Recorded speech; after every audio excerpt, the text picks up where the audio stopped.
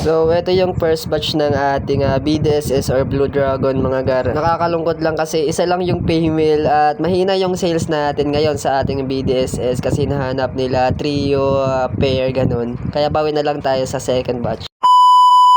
So, good morning mga gar. Update ng ating second batch tsaka third batch ng ating BDSS or Blue Dragon Snake Skin.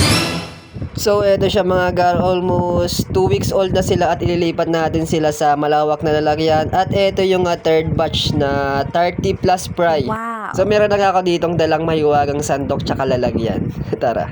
Eto pala yung second batch ng ating BDSS mga gar at ililipat natin sila sa malawak na lalagyan para mas mabilis rin sila lumaki. Alright. Eto na mga third batch mga gar ay ililipat natin sa DIY trapan natin. At ito yung nakuha nating second batch, 15 pieces lang mga gar, pero not bad pa rin.